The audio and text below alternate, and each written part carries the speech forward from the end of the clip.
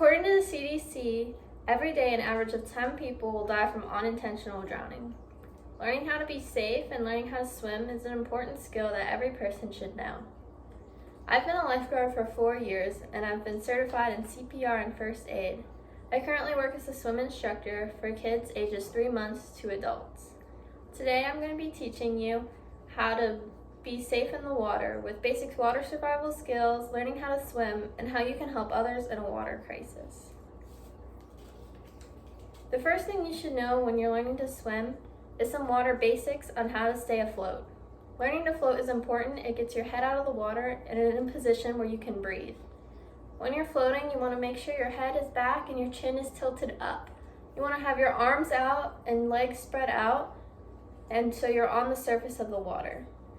Once you learn how to master to float, it's important to be able to get into this position from face down. So learning and practicing how to roll over in the water so you can come up for air and breathe. This is important because once you've been able to get into position from face down to face up, you can then call for help. Next is learning to swim. Learning to swim is important. First thing you should know is how to kick your feet. When you're kicking your feet, you want to make sure you're kicking and getting your splashes out of the water to propel you through the water. Next, you want to add in your arms.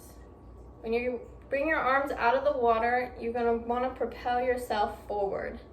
It's important that you have a nice momentum going with your arms coming out of the water, your legs coming out of the water to kick and splash.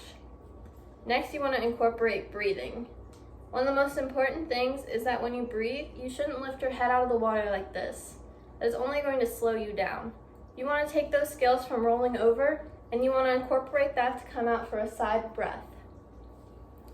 Learning to swim is important because once you're able to propel yourself through the water, you can then get to shore, whether you're in a lake or a river, or if you're in a pool, able to swim to a pool wall.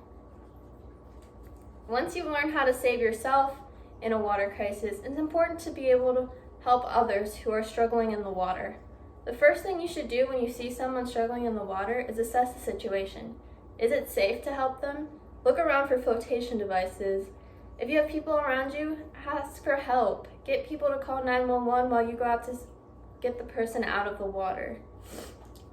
I highly recommend taking CPR and first aid certification classes through the Red Cross.